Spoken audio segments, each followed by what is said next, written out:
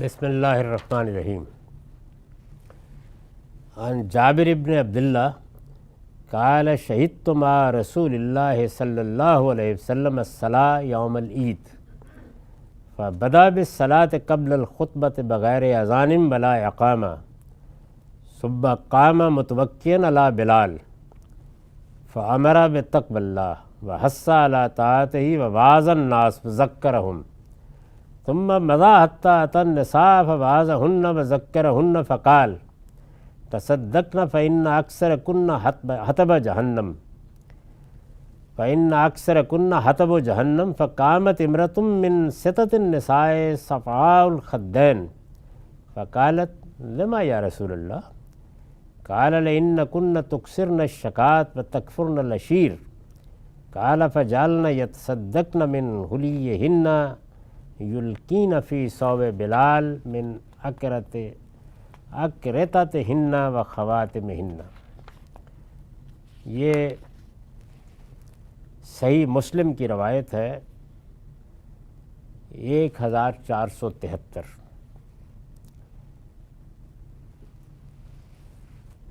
جابر رضی اللہ عنہ بیان کرتے ہیں کہ میں عید کے دن نبی صلی اللہ علیہ وسلم کے ساتھ نماز میں حاضر ہوا تو آپ نے نماز اذان اور اقامت کے بغیر اور خطبے سے پہلے پڑھائی. یہ خاص طور پر ذکر کرنے کی وجہ غالباً یہ ہوئی ہے کہ بنو امیہ کے ابتدائی دور میں بعض عمال نے اس کو بدلنے کی کوشش کی کہ پہلے خطبہ دیا جائے، لوگ اٹھ کے چلے جاتے تھے. تو اس لیے صحابہ پھر اس دور میں بیان کرتے ہیں کہ یہ سنت کے خلاف ہے، ایسے ہی ہونا چاہیے. یعنی جمعے میں آپ اذان بھی دیتے ہیں، اقامت بھی کہتے ہیں اور خطبہ بھی پہلے ہوتا ہے، لیکن عید میں نہ اذان ہوتی ہے، نہ اقامت ہوتی ہے اور نہ خطبہ پہلے ہوتا ہے، خطبہ بعد میں دیا جاتا ہے. جابر رضی اللہ عنہ بیان کرتے ہیں کہ میں عید کے دن نبی صلی اللہ علیہ وسلم کے ساتھ نماز میں حاضر ہوا تو آپ نے نماز اذان اور اقامت کے بغیر اور خطبے سے پہلے پڑھائی. اس کے بعد آپ بلال کا سہارا لے کر کھڑے ہوئے اور لوگوں کو اللہ کا تقوی اختیار کرنے کے لیے کہا، اس کی اطاعت کی ترغیب دی. یہ ایک خلاصہ بیان کیا انہوں نے کہ رسول اللہ کے خطبے میں کیا مضامین تھے. اللہ کا تقوی اختیار کرنے کے لیے کہا، اس کی اطاعت کی ترغیب دی اور انہیں واعظ و نصیحت کی اور کچھ یاد دہانی کرائی. پھر آگے بڑھے، یعنی بلال کے کندھے پر ہاتھ رکھے ہوئے خطبہ دیا آپ نے، ظاہر ہے کسی کھلی جگہ پر ہوگا. پھر آگے بڑھے اور خواتین کے پاس آ گئے، یعنی خواتین بھی وہیں نماز میں سب بستہ تھیں. خواتین کے پاس آئے، ان کو بھی اسی طرح واعظ و تذکیر کی اور فرمایا تم لوگ صدقہ کیا کرو، یعنی زیادہ سے زیادہ انفاق کیا کرو. معاف کیجیے.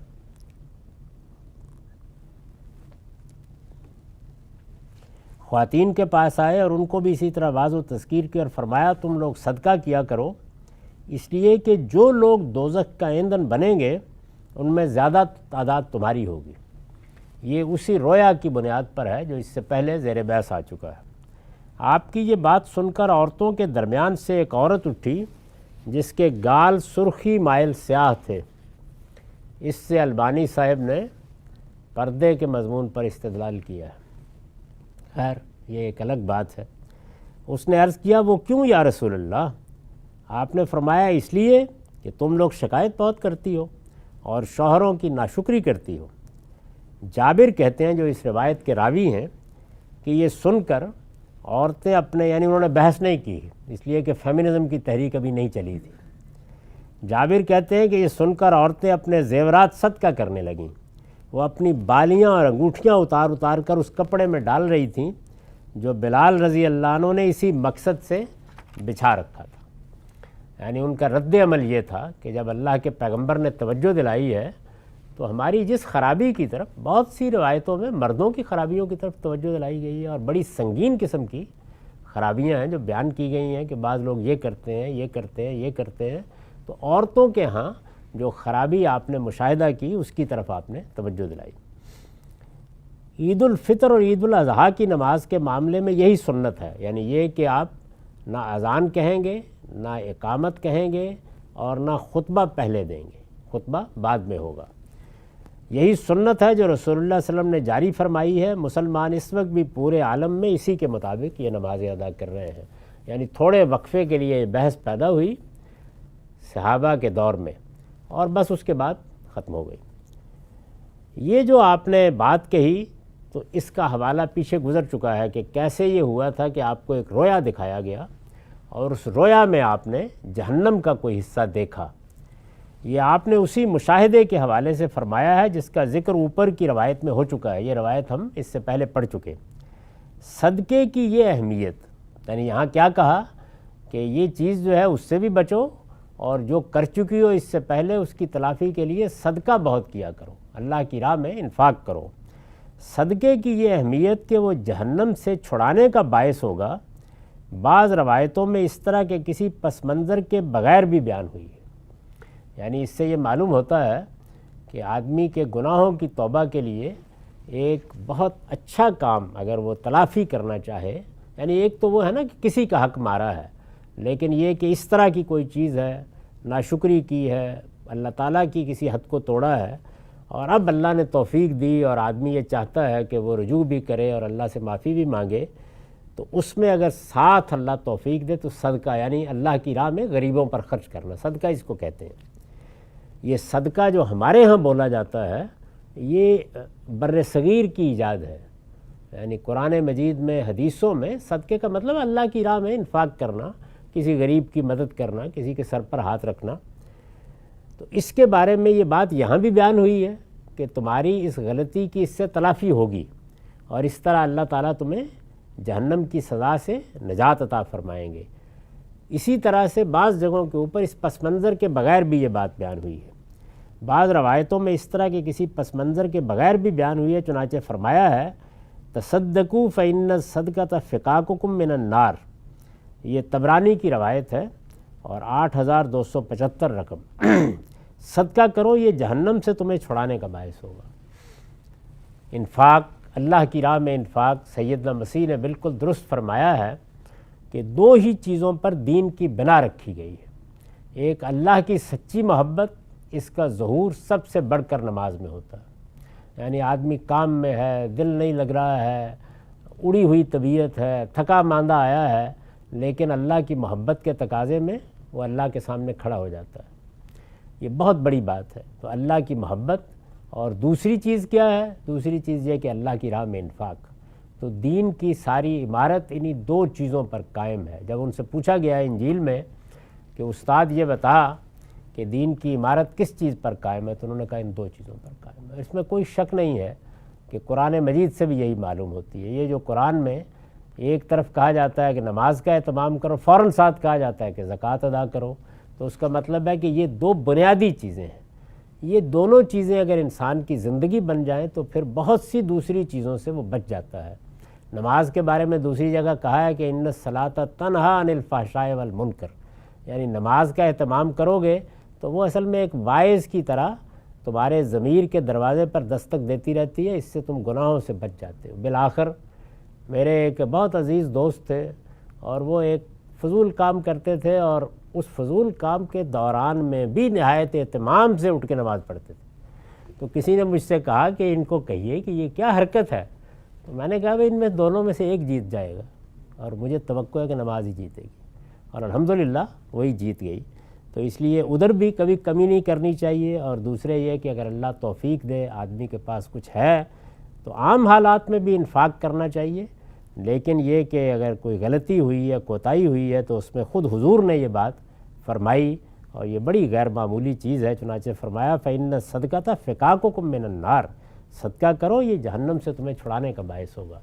اس کا مطلب کیا ہے؟ مطلب اس کا یہ ہے کہ جس وقت حساب کتاب ہوگا، ویسے تو اللہ تعالیٰ حساب کتاب سے بچائے، تو اس میں کہیں نہ کہیں پکڑے جاؤ گے، تو اس وقت پھر تمہارے نامہ اعمال میں یہ صدقہ ہی ہوگا کہ جو بہت سی چیزوں کی تلافی بن جائے گا۔ تو اس کی کوشش کرنی چاہیے۔ وآخر دعوانا الحمدللہ رب العالمین۔ بسم اللہ الرحمن الرحیم۔ عن ابی سعید الخدری قال خرج رسول اللہ صلی اللہ علیہ وسلم فی اضحیٰ و فطر الى المصلی فمر علی النساء فقال یا معاشر النساء تصدقنا فإنی اوریتکن اکثر اہل النار فقالت امرأۃ منہن جزلا وبما یا رسول اللہ قال تکثرن اللعن وتکفرن العشیر ما رأیت من ناقصات عقل ودین اذهب للب الرجل الحازم من احدکن قلنا وما نقصان دیننا وعقلنا یا رسول اللہ قال لیس شہادت المرأة مثل نصف شہادت الرجل قلنا بلا قال فذلك من نقصان عقلها الیس اذا حازت لم تصل ولم تصم قلنا بلا قال فذلك من نقصان دینها۔ یہ روایت بخاری سے لی گئی ہے، رقم 296۔ ابو سعید خدری رضی اللہ عنہ سے روایت ہے کہ رسول اللہ صلی اللہ علیہ وسلم ایک مرتبہ عید الاضحیٰ یا عید الفطر کے دن جائے نماز کی طرف جانے کے لیے نکلے۔ یعنی نماز ظاہر ہے کہ باہر کھلی جگہ پر جا کر پڑھائی جاتی تھی، عام طور پر یہی طریقہ تھا۔ تو جائے نماز کی طرف جانے کے لیے نکلے تو آپ کا گزر عورتوں کے پاس سے ہوا۔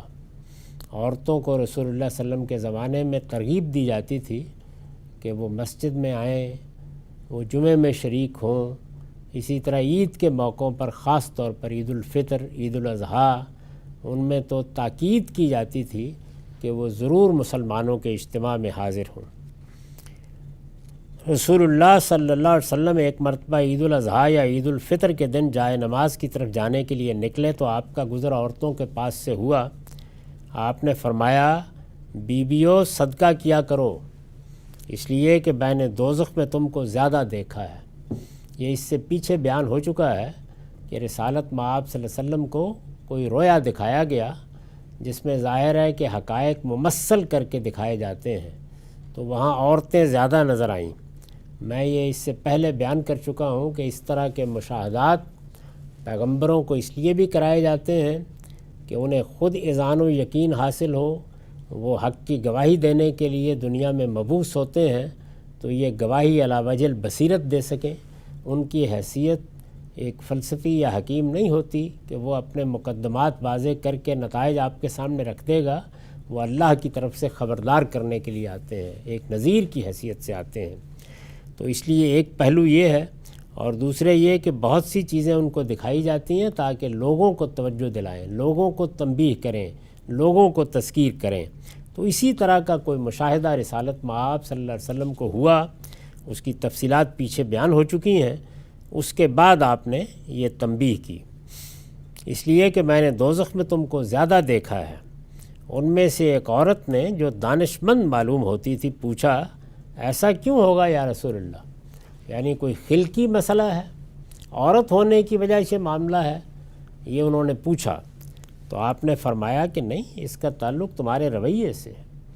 دنیا میں اگر اللہ تعالیٰ نے تم کو موقع دیا ہے، عقل دی ہے، علم دیا ہے، اور کوئی فرق نہیں رکھا، تو حقائق کو سمجھنا اور ان کے مطابق زندگی بسر کرنا، علم کا تزکیہ کرنا، عمل کا تزکیہ کرنا، یہ سب پر لازم ہے۔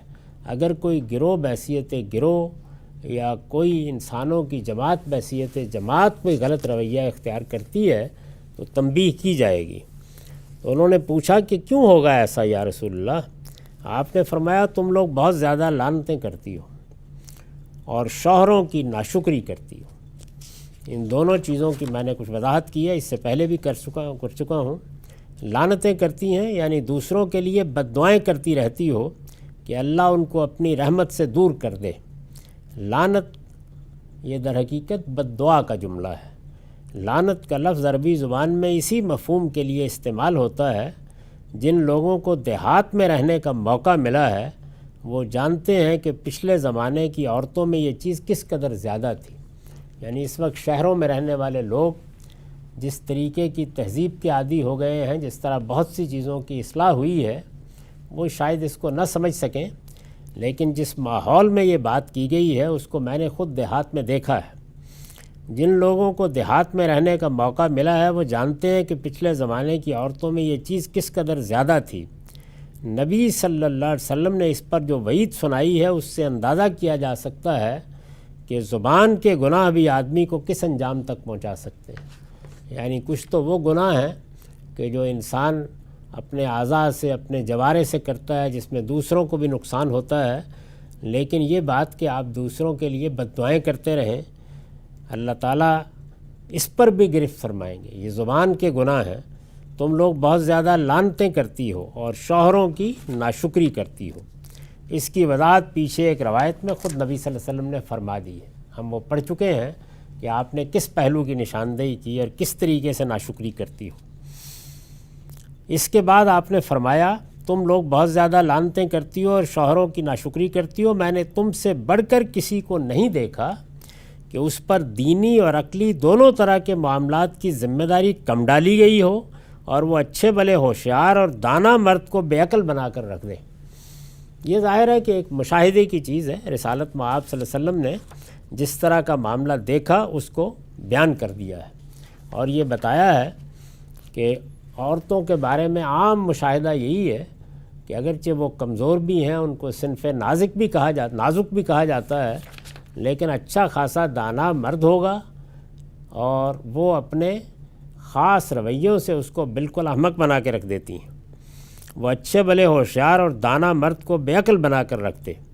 عورتوں نے کہا ہمارے اوپر دینی اور عقلی معاملات میں کیا کمی کی گئی ہے؟ یعنی یہ جو فرمایا کہ دینی اور عقلی دونوں طرح کے معاملات کی ذمہ داری کم ڈالی گئی ہے، تو یہ کیا ہے یا رسول اللہ؟ آپ نے فرمایا کیا تم پر گواہی کی ذمہ داری مردوں سے عادی نہیں ہے؟ انہوں نے کہا یقیناً۔ آپ نے فرمایا یہی عقلی معاملات میں ذمہ داری کی کمی ہے۔ فرمایا پھر کیا ایسا نہیں ہے کہ عورتیں ایام سے ہوتی ہیں تو نہ نماز پڑھتی ہیں اور نہ روزہ رکھتی ہیں؟ انہوں نے کہا ایسا ہی ہے۔ آپ نے فرمایا یہ دینی معاملات میں ذمہ داری کی کمی ہے، یعنی ذمہ داری اللہ تعالیٰ کی طرف سے کم ڈالی گئی، دنیا کے معاملات میں بھی، دین کے معاملات میں بھی۔ ہمارے دین میں بہت سے معاملات ہیں جن میں مردوں کو مکلف کیا گیا ہے۔ مثلاً اگر جہاد کا موقع آ جائے تو ہر مرد اس کا مکلف ہے کہ وہ اٹھے اور اٹھ کر اپنی ذمہ داریوں کو پورا کرے۔ اسی طرح سے معاش کی ذمہ داری شوہروں پر ڈالی گئی ہے، یعنی وہ مسئول ہیں، ان کا مواخذہ ہوگا، ان سے پوچھا جائے گا کہ انہوں نے یہ ذمہ داری پوری کی ہے یا نہیں کی۔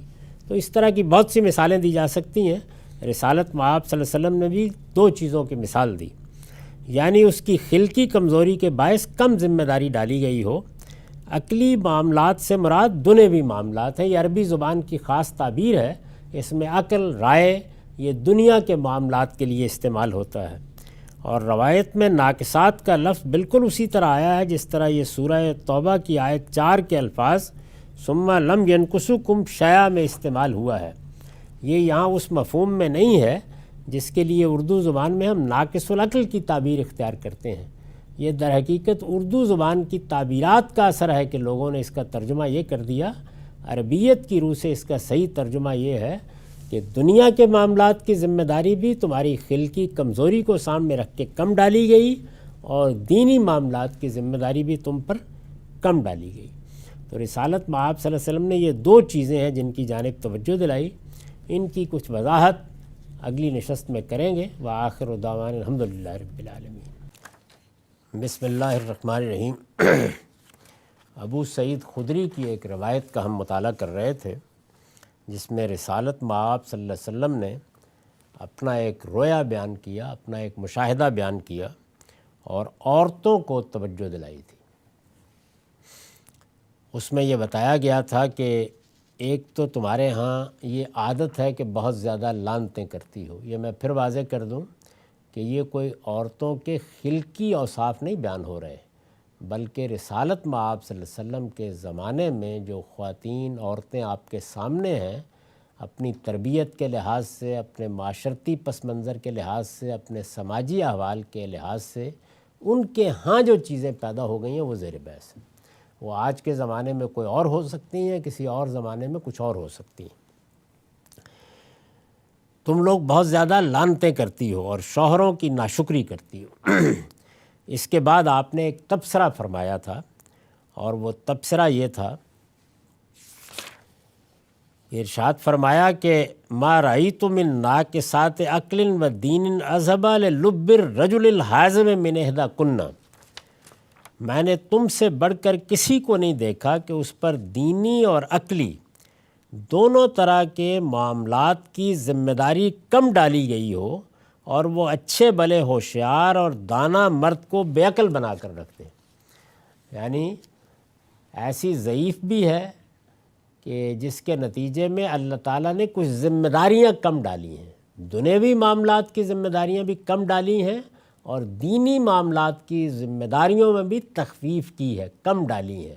تو ظاہر ہے کہ ذوف کا لحاظ کر کے ڈالی ہیں، اس لیے کہ اللہ تعالیٰ نے یہ بتا دیا ہے قرآن مجید میں کہ وہ جو اپنا دین دیتا ہے یا اپنی شریعت دیتا ہے، اس کا اصول یہ ہے کہ لا یکلف نفسا الا وسعہا، یعنی وہ انسان پر اس کے لحاظ سے ہی بوجھ ڈالتا ہے۔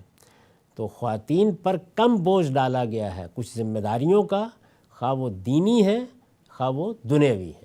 تو حضور نے فرمایا کہ اس سے تو یہ معلوم ہو گیا نا کہ تمہارے اندر ضعف ہے، کمزوری ہے، جیسے ہم صنف نازک کہتے ہیں، لیکن ہے تعجب کی بات، ضعیف ہونے کے باوصف جو اپنے آپ کو بڑی چیز سمجھتے ہیں مرد، نکیل ڈال دیتی ہو ان کو۔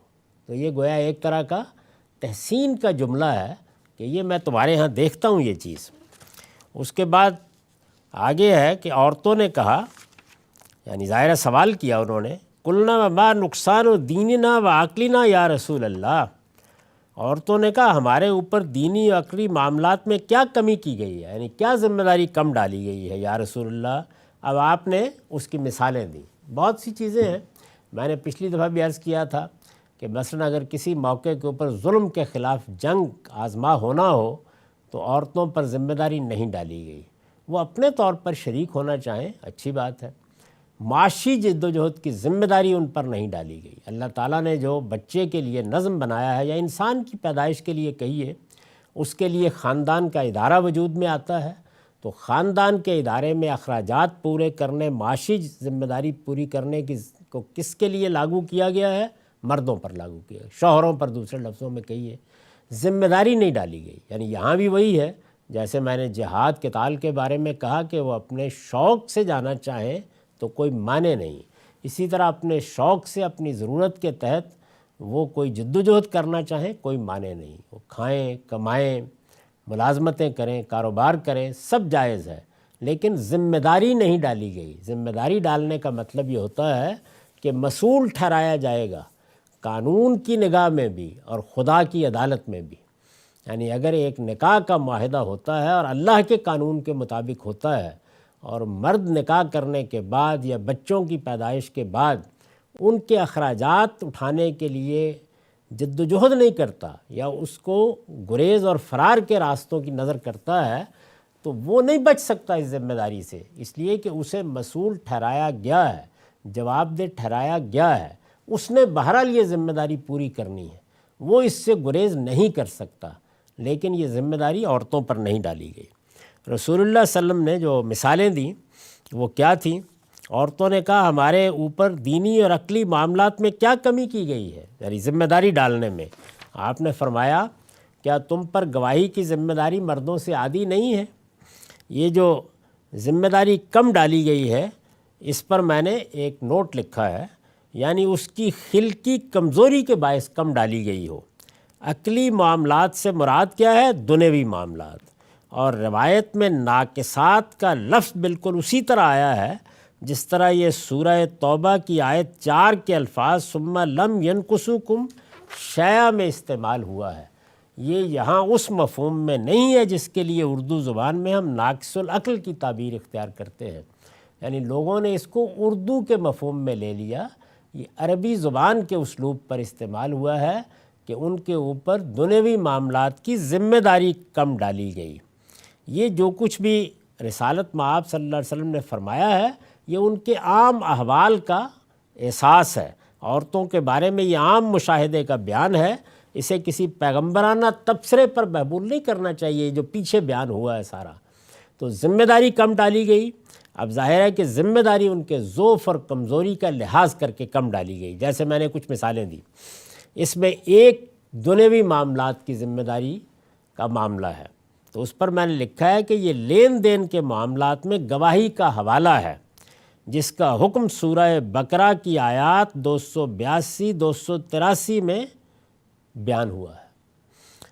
اللہ تعالیٰ نے یعنی اس میں واقعاتی گواہی پیش نظر نہیں ہے۔ جب ہم کوئی دستاویز لکھتے ہیں، لین دین کرتے ہیں، وہاں گواہ کا انتخاب ہم کرتے ہیں، اس میں اللہ تعالیٰ نے عورتوں پر ذمہ داری نہیں ڈالی۔ یہ دینی لحاظ سے سمجھنا چاہیے کہ اگر کوئی شخص کسی معاملے میں ہمیں گواہی کے لیے بلائے گا تو یہ دینی ذمہ داری ہے کہ ہم اپنے آپ کو آگے بڑھ کے پیش کریں۔ تو عورتوں پر جس طرح میں نے جہاد کا ذکر کیا کہ اگر کسی جگہ ظلم کے خلاف جہاد کرنا ہوگا تو یہ ہماری دینی اور اخلاقی ذمہ داری ہے کہ ہم اپنی خدمات اس کے لیے پیش کریں۔ عورتوں پر ذمہ داری نہیں ڈالی گئی۔ اسی طریقے سے اس کی ذمہ داری بھی نہیں ڈالی گئی کہ گواہی کے لیے پیش کرو۔ اس میں گواہ کا انتخاب چونکہ دستاویز لکھوانے والے کرتے ہیں، یعنی یہاں یوں نہیں ہے کہ کسی واقعے پر گواہ آ گیا ہے، وہ تو اللہ کی طرف سے انتخاب ہوتا ہے۔ دستاویز لکھوانے والوں نے انتخاب کرنا ہے کس کی گواہی ڈالیں اس پر۔ اس لیے ہدایت کی گئی ہے کہ یہ بھاری ذمہ داری اسی پر ڈالی جائے جو اس کا تحمل کر سکتا ہو، جو اس کو اٹھا سکتا ہو۔ اس کی وجہ یہ ہے کہ اس میں دو فریقوں میں سے ایک فریق کی ناراضی، ظاہر ہے جس کے خلاف آپ گواہی دیں گے، خواہ آپ کسی جگہ بھی دیں تو گواہی تو کسی ایک فریق کو راضی کرے گی، مقدمے میں کسی ایک کو ناراض کرے گی۔ اس کی وجہ یہ ہے کہ اس میں دو فریقوں میں سے ایک فریق کی ناراضی بلکہ بعض اوقات دشمنی کا خطرہ مول لے کر وہ بات کہنی پڑتی ہے جو فی الواقع طے ہوئی تھی، بتانا پڑتا ہے آپ کو، اور دوسرے دیکھ رہے ہوتے ہیں۔ یہ اس زمانے میں بھی اتنا آسان نہیں ہے۔ لوگ کیسے گواہی سے گریز کرتے ہیں، بڑے بڑے لوگ جانے کے لیے تیار نہیں ہوتے عدالتوں میں۔ یہ اس زمانے میں بھی اتنا آسان نہیں ہے، کجا یہ کہ قبائلی اور جاگیردارانہ سماج میں کوئی شخص اس کی ہمت کرے، آسان نہیں تھا۔ قرآن نے اسی بنا پر فرمایا ہے کہ عورتوں کو گواہ بنانا پڑے تو ایک مرد کے ساتھ دو عورتوں کو گواہ بنا لیا جائے، تاکہ عورت اگر اس دباؤ کا مقابلہ نہ کر سکے جو اس طرح کے موقعوں پر لازماً پڑتا ہے اور گواہی دیتے وقت گھبرا جائے تو دوسری عورت اس کا سہارا بن سکے۔ یہ پس منظر ہے معاشی، معاشرتی، سماجی جس میں یہ تعلیم دی گئی ہے۔ یہ سد ذریعہ کا حکم ہے، چنانچہ معاشرے کے حالات میں تبدیلی کے باعث اس کی ضرورت باقی نہ رہے تو اس پر عمل کرنا بھی ضروری نہیں ہے۔ نبی صلی اللہ علیہ وسلم نے یہاں اسی کو آدھی ذمہ داری سے تعبیر فرمایا ہے۔ اور دوسری بات جو رسالت مآب صلی اللہ علیہ وسلم نے فرمائی وہ یہ تھی کہ جب ایام سے ہوتی ہیں تو نہ نماز پڑھتی ہیں نہ روزہ رکھتی ہیں۔ یہ بھی ظاہر بات ہے کہ ان کے ایک فطری ذوف اور ان کو لاحق ہونے والی ایک صورتحال پر اللہ تعالیٰ نے گویا اپنی عبادت کی ذمہ داری بھی نہیں ڈالی، جہاد کی ذمہ داری نہیں ڈالی گئی، جمعہ و جماعت کی ذمہ داری نہیں ڈالی گئی، گواہی کے لیے اپنے آپ کو پیش کرنے کی ذمہ داری نہیں ڈالی گئی۔ اس طرح کی بہت سی چیزیں، ان کا حوالہ دے کر ان میں سے ایک دو چیزوں کا رسول اللہ صلی اللہ علیہ وسلم نے فرمایا کہ یہ کمزوری تمہاری کا لحاظ ہے، لیکن اس کے باوجود بہرحال شوہر کو جو کچھ کر ڈالتی ہو بس وہی جانتا ہے۔ وآخر دعوانا الحمدللہ رب العالمین۔